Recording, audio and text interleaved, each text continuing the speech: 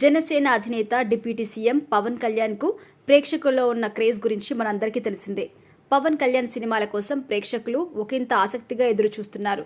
త్వరలో Pawan Kalyan OG movie shooting కూడా ప్రారంభం కాబోతుందని తెలుస్తోంది. ఇక విజయవాడలో వేసిన సెట్ లో ఈ సినిమా షూటింగ్ మొదలు కాబోతుందని తెలుస్తోంది.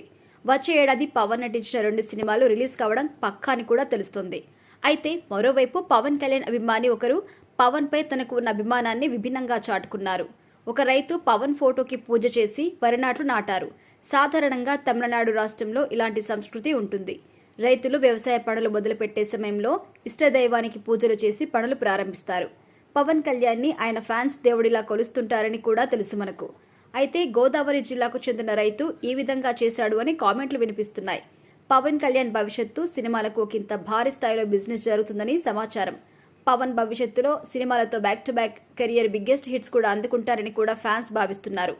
పవన్ కళ్యాణ్ కు పొలిటికల్ గా సాధించిన విజయాల వల్ల పాన్ ఇండియా స్థాయిలో మంచి గుర్తింపు దక్కగా పవన్ భవిష్యత్తు సినిమాలు పాన్ ఇండియా స్థాయిలో సరికొత్త రికార్డులు క్రియేట్ చేయడం ఖాయమని కూడా కామెంట్స్ వస్తున్నాయి.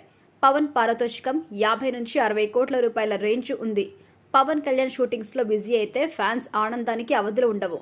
పవన్ కళ్యాణ్ ప్రజలకు మెరుగైన పాలన అందించడం కోసం తన వంతు కృషి చేస్తూ ప్రశంసలు అందుకుంటున్నారు పవన్ కళ్యాణ్.